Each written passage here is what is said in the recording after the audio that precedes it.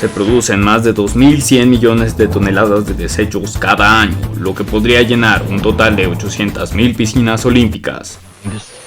En el 2019 se perdió durante cada minuto lo equivalente a 10 canchas de fútbol de bosque tropical. Al año llegan cerca de 8 millones de toneladas de plástico al mar. Los 4 países más contaminantes equivalen al 50% de las emisiones de CO2 del mundo. Tan solo el 16% de la basura total producida por la humanidad está siendo reciclada. El siguiente programa está dedicado a todos los ambientalistas que fueron injustamente asesinados o encarcelados por defender el legado de un futuro mejor para la humanidad. No los merecemos ni los olvidamos, pero aún los necesitamos. Gracias por recordarnos lo que es verdaderamente importante. Muy buenas noches, tardes, días o lo que ustedes estén teniendo, donde sea que ustedes estén estando o en el lugar que sea que estén, a la hora que sea que estén. Este es su podcast, Yo también quería hacer eso, con su anfitrión Tesca. Y esta vez estamos continuando la tercera parte de este mega podcast sobre la crisis ambiental en el mundo, el cambio climático y todo eso que nos pone en nervios que casi siempre tratamos de ignorar. Pero bueno, me acompañan de nuevo a mi diestra y de nuevo a mi siniestra, porque no han cambiado de lugar en todo este rato. Ya la conocen Gaby, ya la conocen la ingeniera Aranza. Hello. Preséntense, chicas. Hola. Hola a todos. Again y again. Pues bueno, estamos aquí de nuevo y vamos a concluir ya con este apartado. En los capítulos anteriores de este podcast hablábamos sobre las problemáticas ambientales. Concluimos con la parte del fracking y del socavón, pero a partir de aquí vamos a irnos, digamos, a una ecología un poco más humana. Y bueno, ¿les parece si vamos a nuestro siguiente tema, que es sobre la adaptación de las especies? Como las especies en diferentes situaciones críticas, producto de la contaminación o de la basura o del cambio climático, se han logrado adaptar. Parece que no son muchos, pero sí hay unos cuantos casos que son bastante interesantes y pues vamos a abordarlos. Ingeniera, por favor. Hola otra vez, bienvenidos y gracias por estar aquí. Pues sí, fíjate que es un problema. Digo, al final de cuentas la naturaleza también son súper inteligentes, se saben adaptar y eso es una cualidad que tenemos todos los seres vivos desde hace millones de años.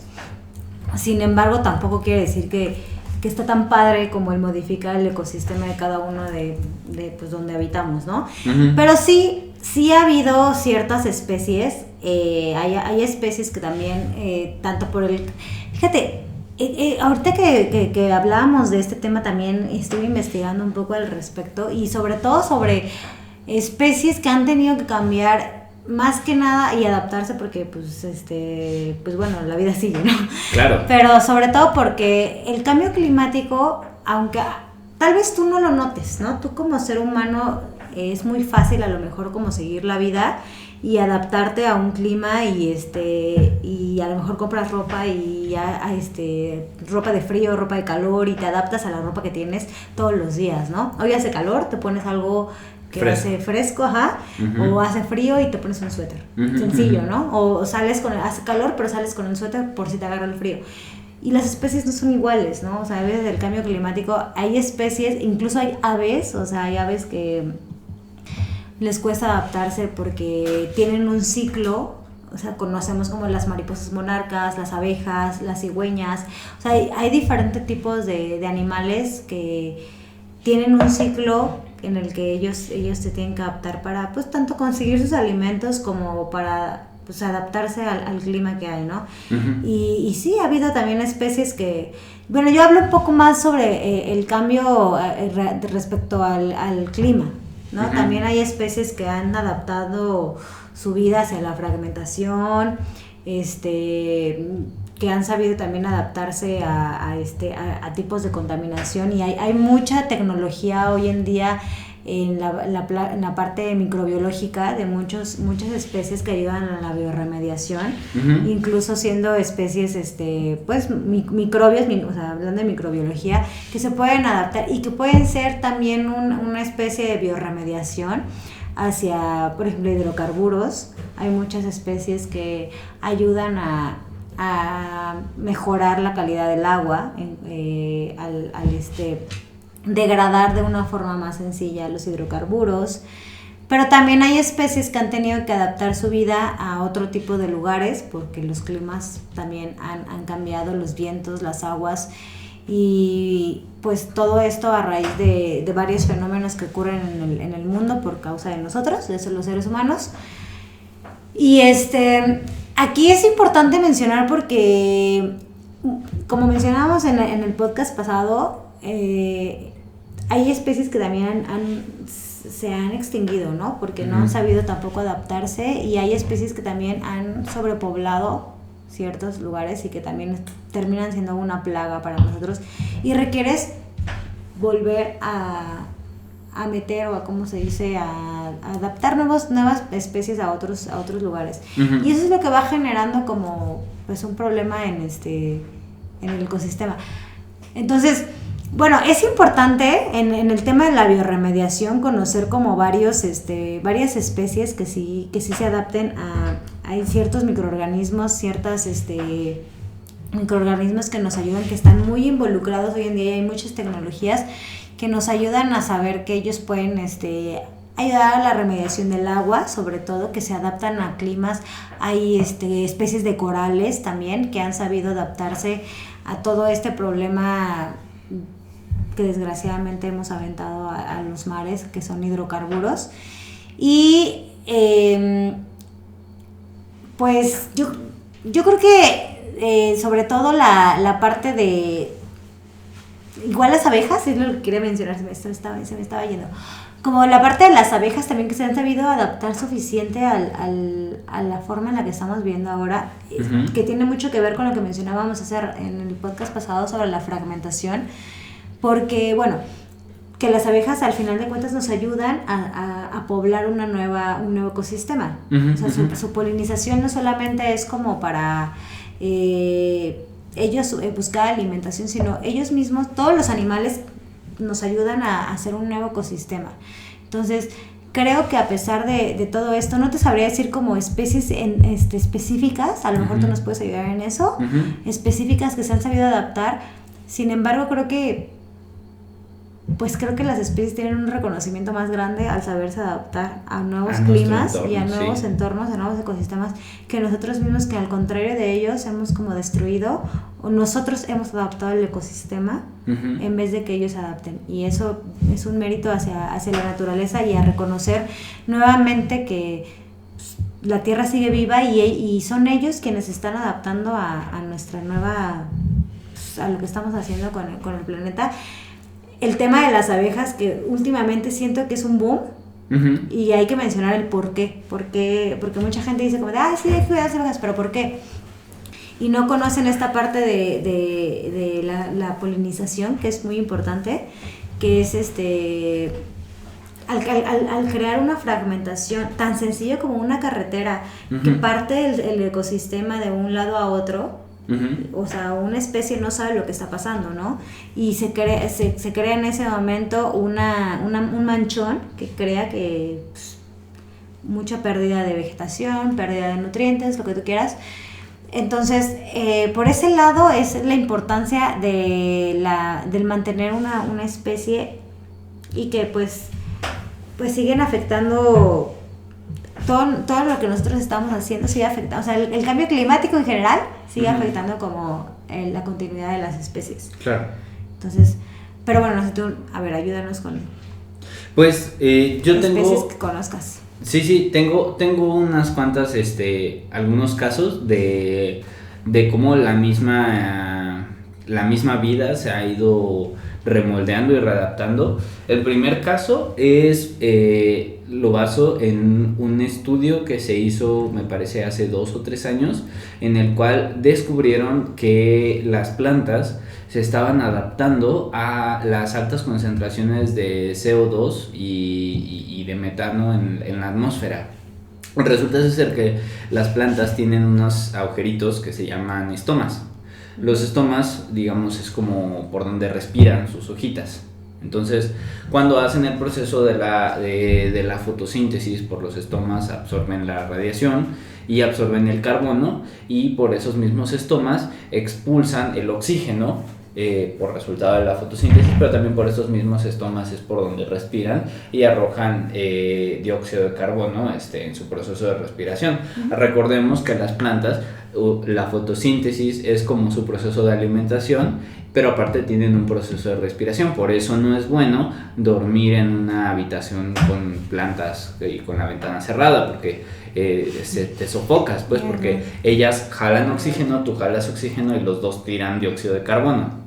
Fíjate que sí, es cierto. Sí, no es bueno. No, es que sí, en algún te asfixias. momento, o sea, sí lo llegas a ver como en la escuela y eso, pero sí es verdad, o sea, sí es verdad. Sí, no. ¿No crees que pueda llegar a ser tan grave una planta en tu cuarto? Bueno, en ese caso serían varias. Sí, exacto. Pero bueno, aquí el caso concreto de la adaptación de las plantas es que me parece que, bueno, este estudio salió hace como 3 años, pero el estudio graficó bueno, para esto tengo que explicar, hay un fenómeno que se llama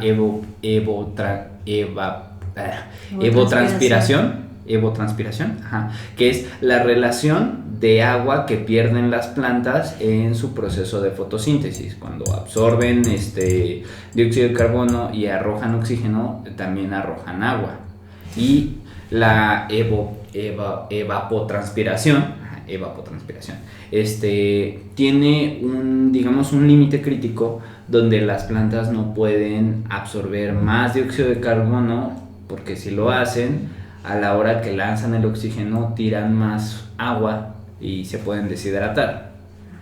Entonces, lo que descubrió este estudio es que las plantas habían evolucionado en los últimos 10 años y descubrieron que estadísticamente diferentes plantas a lo largo del mundo habían aumentado en los últimos 20 años el tamaño de sus estomas, o sea, los agujeritos por los que respiran se habían hecho más grandes, lo cual les permitía captar más cantidad de dióxido de carbono y expulsar más cantidad de oxígeno, pero lo verdaderamente increíble es que no aumentó su porcentaje de evapotranspiración, sino que se mantuvo. Eso quiere decir que las plantas aprendieron a absorber más dióxido de carbono, procesarlo, sacar más oxígeno, pero en el proceso no deshidratarse. Lo cual le quiere decir que se están adaptando a este nuevo entorno. Y otro caso también muy interesante y muy, muy alentador es el caso de un arrecife de coral en Hawái. Resulta ser que este arrecife de coral se extinguió hace como 30 años, me parece, cuando una fábrica arrojó todos sus desechos al mar. Y el arrecife estaba muy cerca de ahí. Los residuos o los desechos del agua de la fábrica aumentaron el pH y la cantidad de sulfuros. Hicieron agua sulfurosa, o sea, grandes cantidades de azufre en el agua, y eso pues quemó casi el arrecife, ¿no? O sea, pero lo verdaderamente interesante es que descubrieron que el arrecife se está regenerando, y no solo eso, se está adaptando a alimentarse de esas concentraciones de agua sulfurosa. Entonces es otra una especie de remediación. Exacto, pero de manera natural, sin que nosotros hayamos metido a las manos. Uh-huh. Sí, exacto. Y en el caso de las abejas, ahí sí la neta dudo un poco de lo que voy a decir, pero después lo voy a corroborar, y si me equivoco lo voy a hacer ver en el siguiente podcast.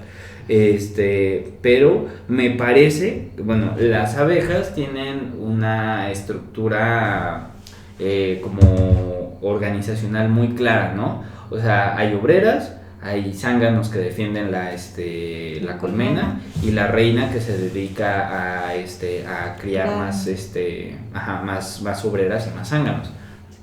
Bueno, resulta ser que dentro de las obreras hay digamos que hay abejas que van a las fuentes de alimento o de polen que ya encontraron las abejas, o sea, digamos, ¿no? O sea, marcan hormonalmente o feromónicamente el lugar por donde encontraron alimento y van todas a polinizar, ¿no? A recoger el polen para poder formar la miel. Pero dentro de este grupo de abejas trabajadoras, de obreras, siempre hay una o dos abejas que no van al territorio donde están todas las demás. Entonces, digamos que es como abejas obreras disidentes, por poner un ejemplo, ¿no? Por ponerles una palabra.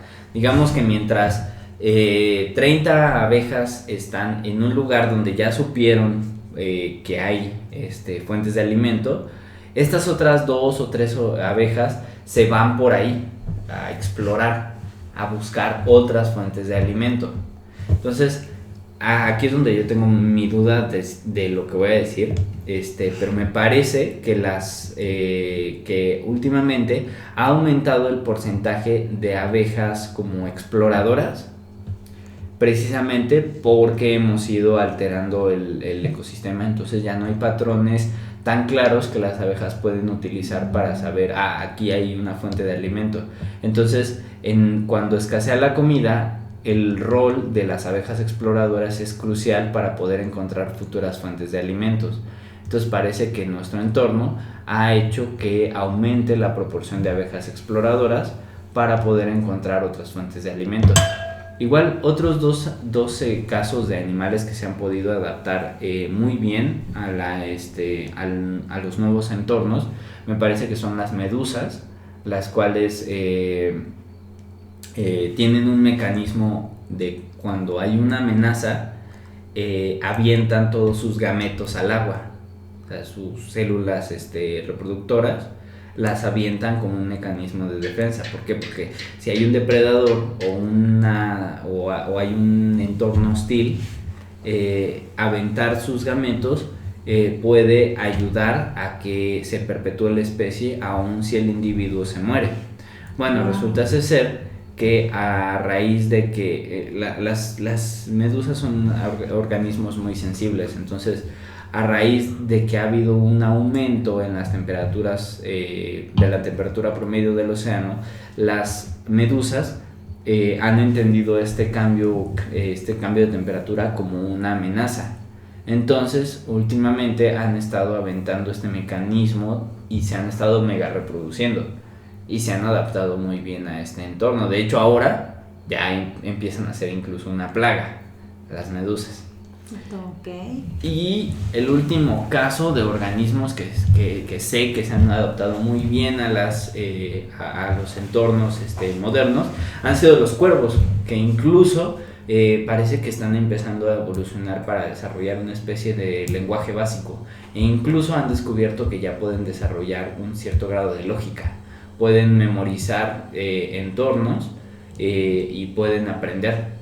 O sea, son capaces de aprender. O sea, si se dan cuenta de que hay una situación que es amenazante para un cuervo, pueden observar y aprender y no acercarse, sin necesariamente que les haya pasado a ellos. O sea, si le pasó a otro, pueden transmitir esa información a otro cuervo.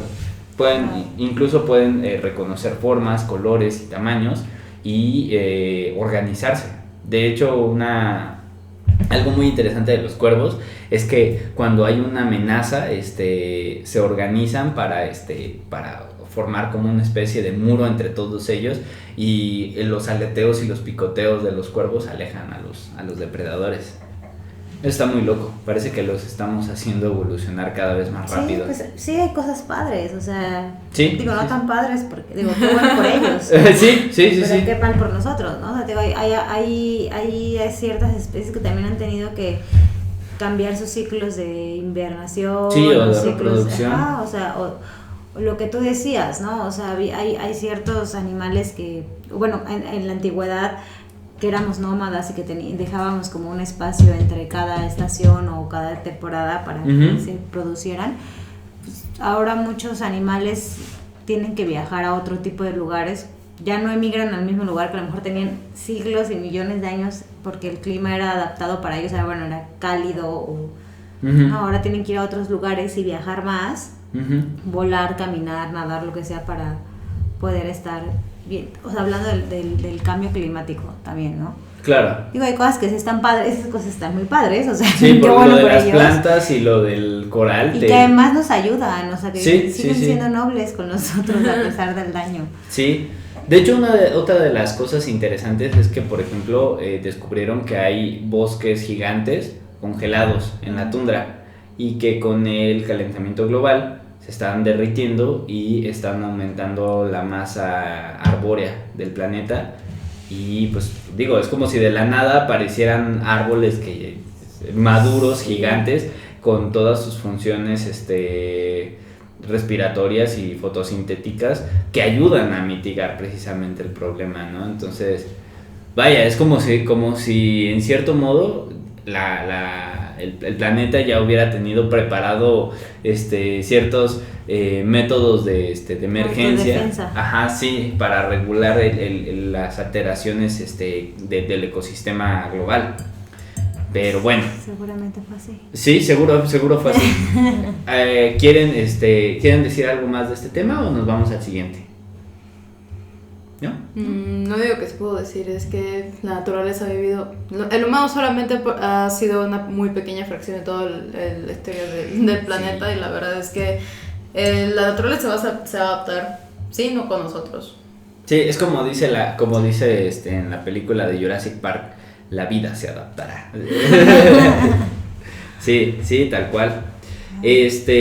Pues ahora vamos a hablar sobre quién realmente ha tenido la culpa. Ya llegó el momento en el que ya vimos cómo está el pedo, ya vimos qué está pasando, qué y cómo se está desmadrando el ecosistema global. Ahora ya más o menos podemos dilucidar, de los otros podcasts los hemos ido mencionando, pero ahora ya es hora de señalar con el dedo flamígero a los gobiernos y a las empresas que nos han llevado a este punto, ¿no? Entonces, si gustan, me voy con estadísticas o quieren decir algo. Empecemos con las estadísticas. Empieza con estadísticas. Pues, primero que nada, todas aquellas personas que les gusta cambiar de outfit y que les gusta estar en la tendencia, déjenme decirles que la moda ocupa el poco honroso segundo puesto de la liga de las industrias más contaminantes. Quizás lo más dañino es la llamada moda rápida. Si lo que te pusiste está hecho con poliéster, tendrá más de 200 años en descomponerse. Si tu atuendo está hecho con rayón, viscosa o lyocell o tencel, son materiales, se consumieron 70 millones de árboles para poder producirlo. Si eres de los que solo usan telas de fibras naturales como el algodón, resulta que este es el cultivo que más consume plaguicidas. El 24% de todos los insecticidas y el 11% de todos los pesticidas del mundo se utilizan en el consumo, en el cultivo del algodón. Destacan entre los giros industriales que más afectan al ambiente la industria petroquímica básica, la química y la industria metalúrgica, que en total pueden representar más de la mitad de la contaminación generada por el sector. En materia de residuos peligrosos, la industria química básica, secundaria y petroquímica son las principales generadoras de residuos industriales. Le siguen la industria metalmecánica y metalúrgica básica y la industria eléctrica.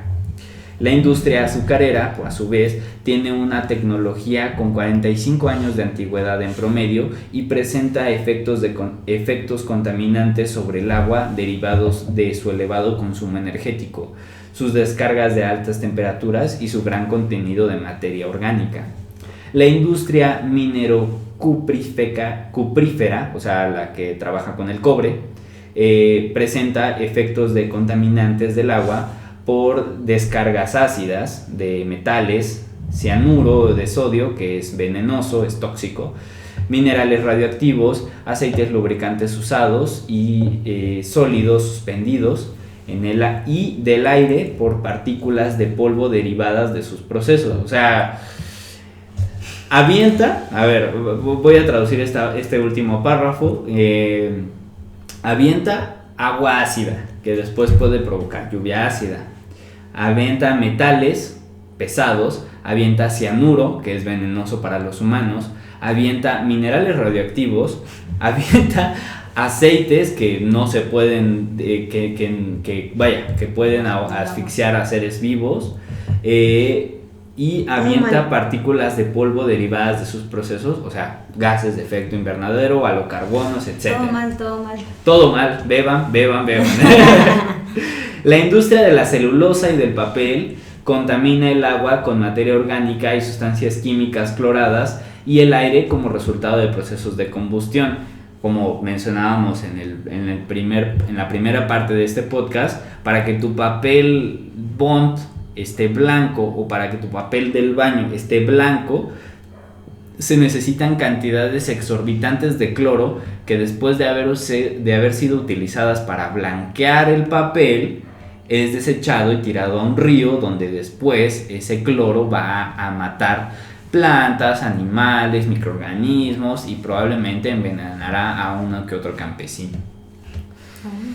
Ahora vamos a señalar a las 12 empresas ya con nombre y apellido más contaminantes del mundo. Las 12 empresas juntas emiten más dióxido de carbono que Estados Unidos, Japón y Rusia en conjunto. Y eso que Estados Unidos es de los países que más contaminan. Y bueno, no, esperen, voy a poner con la edición el redoble de tambores. Edición, redoble de tambores. En primer lugar tenemos a Gazprom con un 10.7% de las emisiones de gases de efecto invernadero de todo el mundo. En segundo lugar tenemos a Coal India o Carbones India con un 7%. En tercer lugar tenemos... ¿Estamos hablando de emisiones? De contaminación. De dióxido de carbono. O sea, pero del total del mundo. Sí. O sea, esto, solamente de emisiones. Sí, o sea, estamos hablando de que estas dos empresas contaminan, más como... que todo el mundo. Sí, o sea, más que el país que más contamina. Nada, o sea, es como de... Unidos es un gran número. Sí, o sea, sí, exacto. Es como, o sea, el país que más contamina menos que estas dos empresas juntas. O sea, qué pedo, ¿no?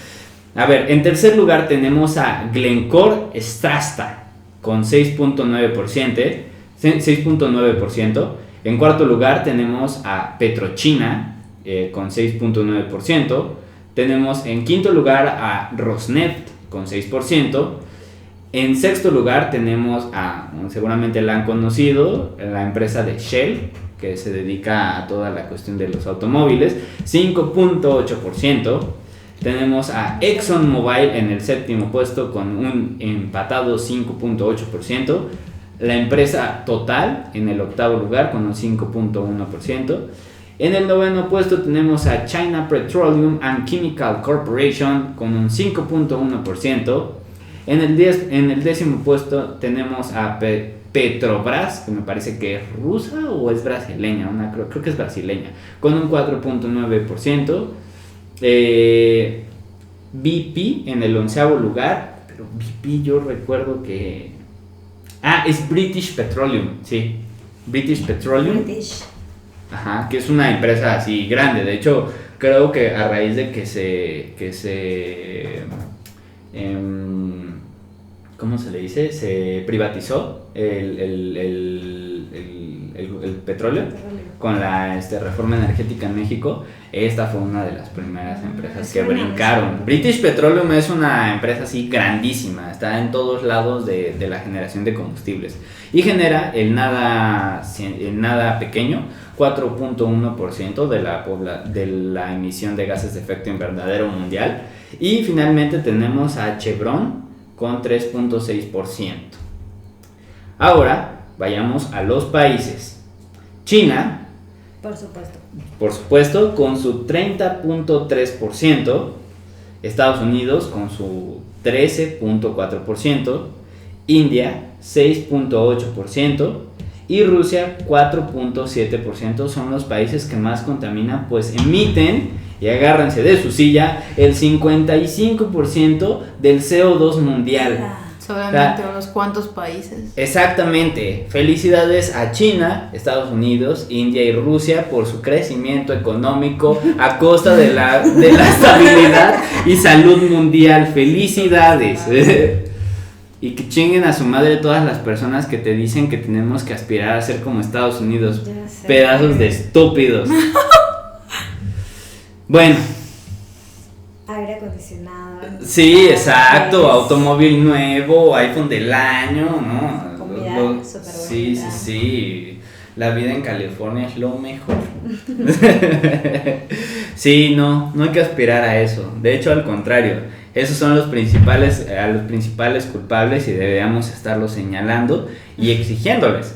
Pero bueno, eso atañe precisamente a los gobiernos. Eso ya sale un poco de nuestro control. ¿Qué ibas a decir? Sí, eso te iba a decir, exigiendo sobre todo porque precisamente, ciertos países de los que mencionaste son aquellos que no han podido comprometerse con todos los otros países que están de acuerdo en que necesitamos un acuerdo de reducción de emisiones a la atmósfera. Sí, totalmente. Sí, señalarlos todavía porque no solo contaminan, sino saben que contaminan. Y les vale madre. Les vale. Sí, son unos hijos.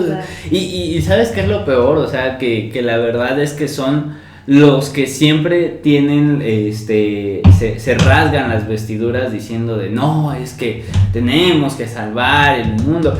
O sea, simplemente digo, al principio del podcast estábamos hablando de la figura de Donald Trump, que era como el negacionista y como el tejano imbécil así. Ajá, se burla de esta situación. Ajá, exacto. Pero por el otro lado tenemos a estos otros personajes que dicen, no, sí, tenemos que buscar una solución al cambio climático, pero en la verdad, así, ya en las meras acciones no se comprometen con el precio que implica sacrificar tu desarrollo económico. ¿Por qué? Porque si sacrificas tu desarrollo económico, ¿cómo vas a mantener el poder en tu partido? Claro, y de ser un país primermundista, o sea... No, y es que además, o sea, no van a dejar de ser primermundistas si sacrifican parte de su industria. O sea, la verdad es que ya construyeron el pedestal sobre el que están parados. O sea, tienen una estructura, o sea, la mayoría de su población está perfectamente educada. O sea, tienen un sistema que funciona muy bien, ¿no?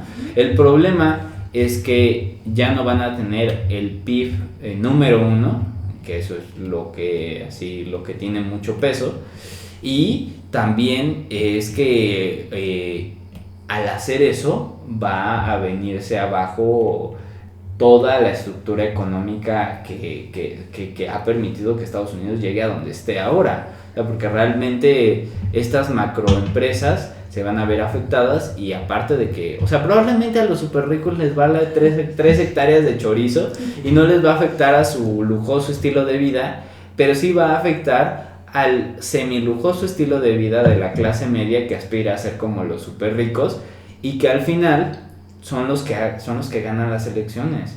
Entonces, o sea, el fracking del que estábamos hablando en el capítulo pasado, precisamente surgió porque Estados Unidos no era una potencia de petróleo, o sea, no era una potencia... compraba demasiado. Sí, entonces necesitaban la manera en cómo ellos producir su propio petróleo, y lo hicieron a costa de sacrificar su ecología, ¿no? Pero mira, tienen petróleo, pero tienen gasolina barata. Sí, o sea, es una mentalidad muy narcisista y autodestructiva. Pero bueno, así. No, solo iba a decir que en algún momento el petróleo se va a acabar y la verdad no sé qué van a hacer esas empresas. Creo que ya varias personas han dicho el petróleo no es un recurso que debamos depender demasiado y que debemos invertir. Ya no es una buena opción. Creo que, o sea, no es viable, la verdad. Uh-huh. Sí. Pues simplemente ahorita en la Unión Europea, la mayoría de los países, la mayoría de todos estos países tienen una economía de primer mundo, con sus contadas excepciones, ¿no? España, Grecia, están en una crisis constante, ¿no? Italia, pero por ejemplo Islandia, Noruega, Suecia, Suiza, Dinamarca, Bélgica, Alemania, la mayoría de todos estos países ya ni siquiera se plantean la posibilidad de seguir dependiendo del petróleo. Ya todos están en miras de ser autosustentables. Y el primero que ya lo logró es Islandia. O sea, Islandia, bueno, también hay que considerar que Islandia es un país súper chiquito, con muy pocas personas, y que les sobra energía. O sea, ellos producen más energía de la que consumen, y es más, hasta la exportan, pues. Porque tienen volcanes, entonces con los volcanes generan electricidad geotérmica, y también tienen sus parques eólicos, electricidad hidráulica. Entonces, bueno, ya con eso... Es un tema también. Es todo un tema, el tema de la energía eléctrica. Sí. Porque, o sea, sí, el petróleo es no deberíamos estar dependiendo demasiado de él, pero es que lo necesitamos, o sea, sí. Mira, o sea, por ejemplo, nada más, mira, 3 ejemplos. China es el país que más dinero le ha invertido a la producción de energía eléctrica no contaminante, ¿no? Parques eólicos, presas hidráulicas, reactores nucleares. Y es más, o sea, para que te des una idea, la presa de agua de la presa hidroeléctrica más grande del mundo está en China y contiene la nada pequeña cantidad de 1 kilómetro cúbico de agua. O sea, 1 litro es 1 decímetro cúbico. 1 metro cúbico son 1000 litros. 1 decámetro cúbico son 1000 metros cúbicos, que serían 1 millón de litros. Y así, o sea, saquen la cuenta ustedes cuánto equivale 1 kilómetro cúbico. Bueno, es un chingo, o sea, es el agua que puedes meter en el espacio entre 2 montañas, o sea. Y tanto el peso del agua que contiene, que incluso calculan que ralentizó la rotación de la Tierra unos décimas, así, unas millonésimas, pero ralentizó la Tierra. O sea, ¿cuánta agua puede ser? O sea, es un chingo. Y aún así, o sea, esa planta había sido desarrollada para alimentar la electricidad de 3 ciudades. Pues, ¿qué crees? Llegó el punto en el que, a pesar de que la planta trabaja en óptimas condiciones, no se da abasto, no por la cantidad que produce, sino por la cantidad que se consume. Y al final, a pesar de eso, China termina requiriendo del carbón. Sí, pues sí. Ahora, otro ejemplo, Alemania. Alemania es un país muy desarrollado, muy industrializado, y que también tiene una conciencia ecológica muy responsable. Al final, Europa, ¿no? Además, el lado bien desarrollado de Europa. Si nos vamos a los Balcanes, pues no. Pero Alemania, a pesar de que está invirtiendo una buena cantidad de sus ingresos en hacer la transición a las energías limpias, todavía sigue siendo dependiente del gas, o sea, del gas natural, porque es la manera más rápida y menos contaminante o sea, hasta dentro de las cierto punto. contaminantes es la menos contaminante para poder subsidiar la demanda energética que tiene. Y Sí. si no fuera por ese gas, no podrían eventualmente hacer esa transición.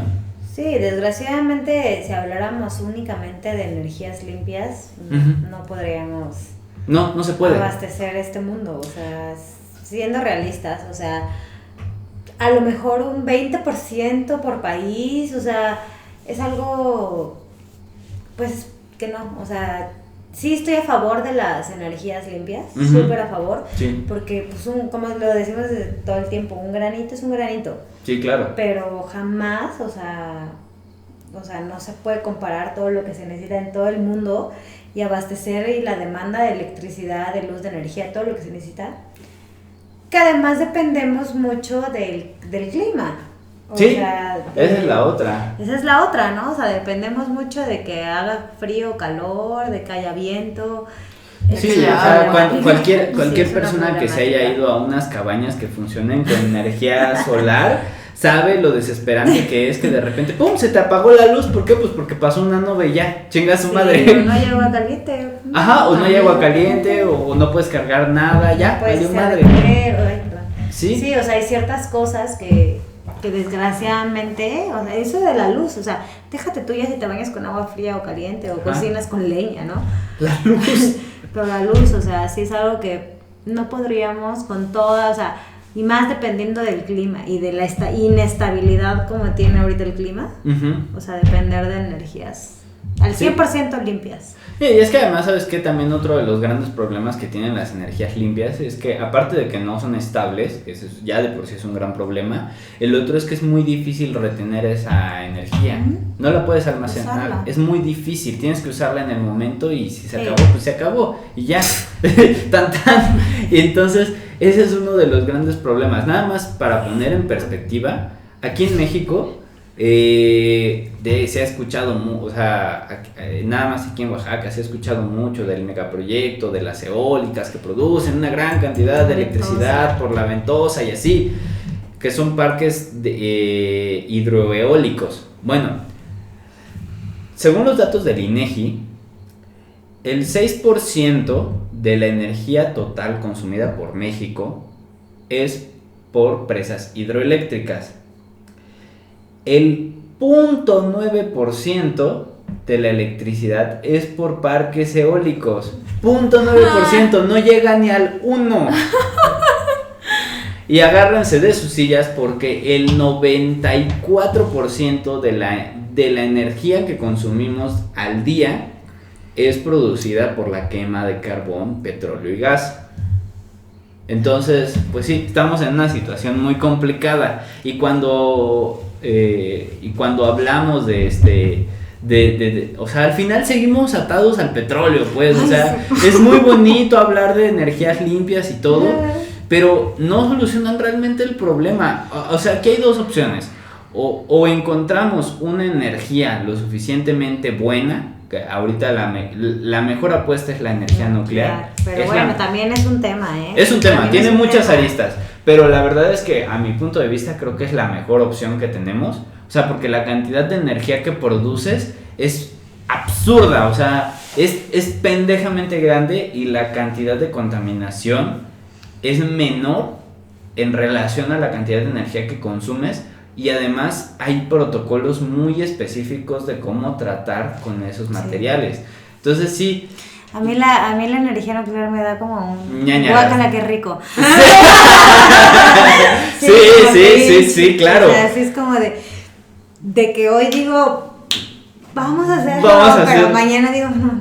¿Quién sabe, bien. no? Sí, es un tema. Sí, pero no. Es un tema, es un Ahorita, tema. sí, ahorita bueno, es que hay dos formas de generar energía eléctrica por procesos nucleares: por fisión y por fusión. Hasta ahorita todos los procesos, todas las plantas funcionan por fisión. ¿Qué es la fisión? Implica que agarras un átomo muy pesado, por ejemplo el uranio, y le metes energía hasta que revientas el enlace que hay entre los protones y separas esos protones y formas dos átomos más ligeros. Y al separar estos dos se libera una cantidad absurda de energía. El problema es que pues, la fisión así tiene, o sea, es inestable. Bueno, la fusión también, pero la diferencia es que la fusión, el otro día estaba viendo ahorita hay 2 proyectos para generar energía nuclear por fusión, porque nunca se ha logrado, porque es muy difícil. La fusión implica juntar tal cual. Damas y caballeros, si ustedes vieron Dragon Ball, saben qué es la fusión. O sea, te juntas con tu amigo, extienden los brazos y hacen los pasos, pero tienen que ser muy precisos porque si no les va a salir una fusión dispareja y entonces no van a poder derrotar a Majin Buu. Bueno, la fusión nuclear implica que vas a juntar 2 átomos pequeños para formar un átomo pesado, y al momento de romper la fuerza débil, que es la repulsión que tienen los átomos de carga igual a repelerse, y los empacas así, se libera una cantidad enorme de energía. La diferencia entre la fisión y la fusión es que si el reactor se detiene, en el caso de la fisión, puede explotar porque se acumula la energía a la hora que estás dividiendo los átomos. En cambio, la ventaja es que en la fusión, si el reactor se detiene, simplemente no pasa la fusión porque los átomos se repelen y ya, se alejan. Entonces parece ser que es la manera hasta ahorita más eficiente para poder generar energía. Y ahorita hay 2 grandes megaproyectos de cómo van a hacerlo. El primero se llama ITER y es una colaboración entre diferentes países de la Unión Europea que se está llevando a cabo en Francia. Es un mega reactor así gigantesco para poder hacer energía de fusión, y calculan que la energía que podrían generar sería equivalente a la cantidad de energía que produce el sol en un instante. Wow. Es un chingo de energía. Wow. Y por el otro lado, el otro mega reactor está en China. Y bueno, el último mega reactor está en China, y y por eso pues precisamente la energía que generan los reactores nucleares es tanta que yo creo que es la mejor opción que tenemos para lidiar con la cuestión ahí de las energías limpias. Ay, damas y caballeros, ustedes no están para saberlo ni yo para contárselo, pero los últimos 20 minutos no se grabaron. Entonces voy a sintetizar rápidamente lo que estuvimos debrayando durante media hora. Estuvimos hablando, mientras ustedes no escucharon, estuvimos hablando sobre los protocolos ambientales. Hablamos sobre el protocolo de Estocolmo, el primero que surgió al respecto en 1972. Hablamos sobre el protocolo de Kioto, el protocolo de la Antártida. El protocolo de Kioto enfocado a los gases de efecto invernadero, a mitigar esa emisión de gases de efecto invernadero. El protocolo de la Antártida está enfocado más bien en la cuestión del cuidado de este delicado ecosistema, que es del tamaño de un continente. Y bueno, también hablamos sobre el protocolo de los compuestos orgánicos volátiles, que se estableció en 1979, que es para mitigar el daño de la contaminación atmosférica transfronteriza a gran distancia, y que entró en vigencia en 1997. Y bueno, el protocolo de Montreal, que está enfocado en el agotamiento de las capas de ozono. El protocolo de Cartagena, que está enfocado en la biotecnología y cómo controlar y regular al respecto de este problema, ¿no? De cómo evitar que un organismo modificado genéticamente se meta dentro de un ambiente y lo altere radicalmente. Y bueno, estábamos hablando sobre cómo México está afiliado a 77 tratados internacionales. Aranza nos contaba sobre cómo hay una ley ambiental, la LEGEPA, la cual está hecha para, pues más o menos regular toda la cuestión de las empresas, pero que no es obligatorio. O sea, las empresas tienen la libertad de ser pues juzgadas, como revisadas, ¿no? Uh-huh. Pero no tienen la obligación de hacerlo.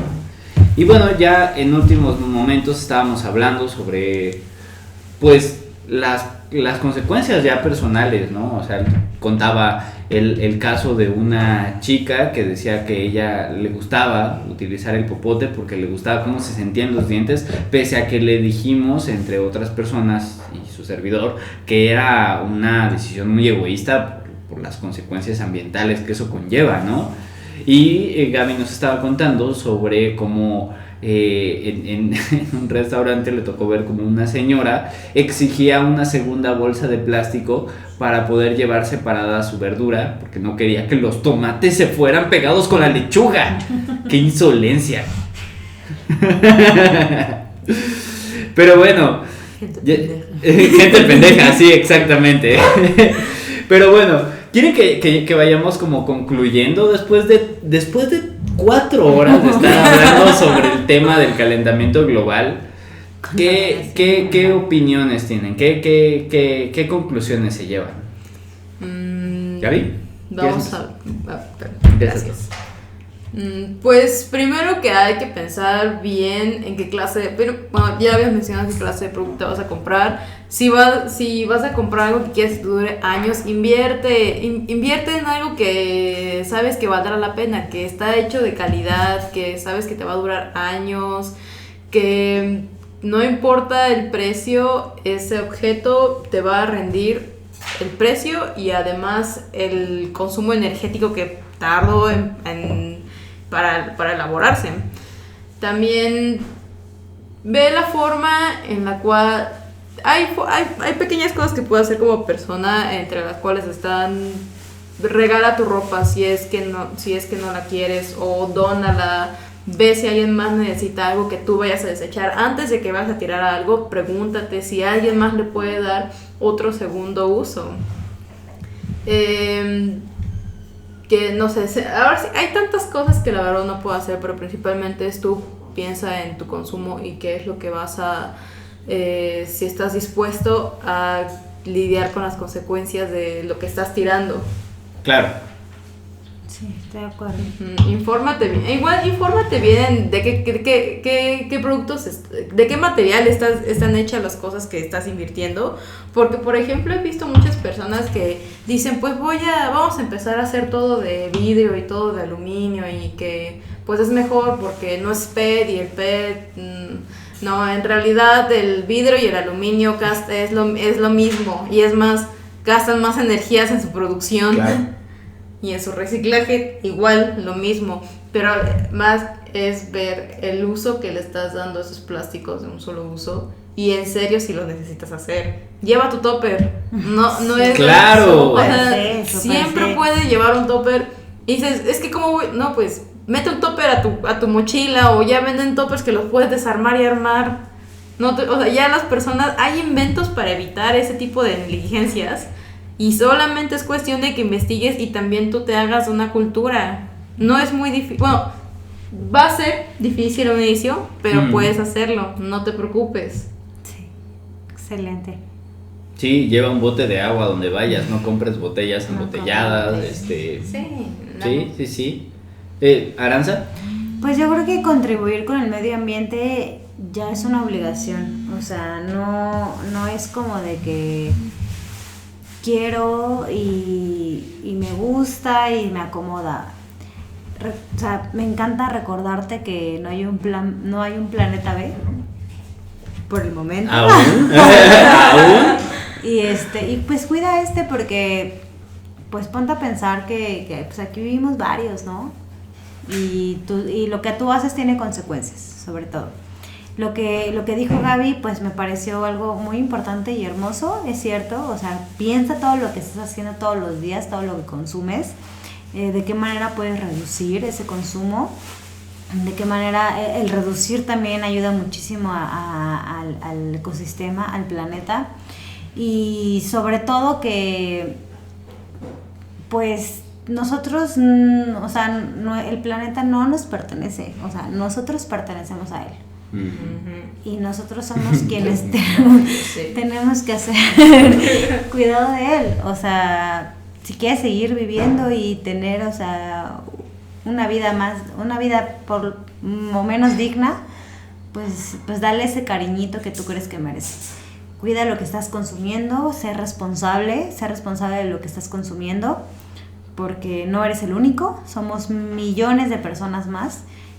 Y sobre todo, infórmate, escucha más de este tipo de podcast, lee más al respecto, porque esta información no es exclusiva solamente de las personas activistas ni de las personas pro ambiente. Esto nos corresponde a todos, tener información sobre el lugar donde vivimos, donde habitamos y donde vive tu hija, tu hermano, tu prima, tu mamá, tu papá. Este planeta nos corresponde a todos y creo que es importante y necesario que investigues más sobre qué puedes hacer tú. No te compares con empresas más grandes porque jamás vamos a hacer lo mismo, pero lo que tú hagas, créeme, aunque veas post o veas publicaciones o veas videos que no es como suficiente, créeme que sí. Es importante porque es lo que la demás gente ve y necesitamos que más personas hagamos líderes en cuidado del medio ambiente. Definitivamente. Pues a mí me gustaría cerrar. Igual creo que todo lo que han dicho mis compañeras está bastante bien. Creo que justo el medio ambiente es nuestra responsabilidad. La tierra no se va a acabar con la crisis climática. Cuando finalmente llegue el momento en el que llegue así el momento sin retorno, la Tierra va a seguir. O sea, quienes nos estamos jugando la existencia somos los seres humanos. Y en cuanto los seres humanos se acaben, a la Tierra le tomará unos cuantos cientos de años, lo cual en tiempos de la Tierra es un parpadeo, recuperarse. Y tan pronto como se haya reorganizado y equilibrado el ecosistema, volverá a la vida. No es la primera mega extinción que existe en la Tierra, han existido 6 y nosotros seremos la 6ª si no nos ponemos al tanto. Entonces, creo que llegados a este punto, ser consciente del medio ambiente, tomar acciones medioambientales, no es una moda, no es un lujo, es una responsabilidad, es una obligación como seres vivos de este planeta, porque todo es una gran red y todas nuestras acciones repercuten a gran escala. Las pequeñas acciones acumuladas generan grandes cambios, para bien y para mal. Entonces sí, decir que las grandes empresas y que los grandes gobiernos no están dispuestos a hacer nada es poner un pretexto bastante pendejo para no hacer nada. ¿Por qué? Porque entonces tomas una postura de decir, entonces si yo hago o no hago, no importa. Entonces si no importa, yo puedo seguir con ese estilo de vida. Y el problema es que estas grandes empresas y estos grandes gobiernos funcionan así porque todas las demás personas piensan así. Si la gente dejara de comer carne, la industria de la carne buscaría alternativas. Si la gente dejara de consumir tanta electricidad, la industria de la electricidad buscaría alternativas, igual a la de los plásticos. Entonces, busquen alternativas, traten de hacer esfuerzos mayores que no sean para ustedes, sino para un bien mayor, y motívense bajo esa idea. Anden en bicicleta, caminen, utilicen el transporte público, no utilicen bolsas, no utilicen desechables, disminuyan su consumo de la luz. Cualquier cosa, por pequeña que sea, ayuda a gran escala. Y pues con eso yo termino. Chicas, ¿algo más? ¿No? Cuida tu casa. Sí. Pues bueno, este fue el final de la gran saga de de tema de la crisis climática en su podcast. Yo también quería hacer eso. Y pues nos vemos. Hasta la próxima, chicas, despídanse. Bye. Adiós, bye bye. Ogba, chao.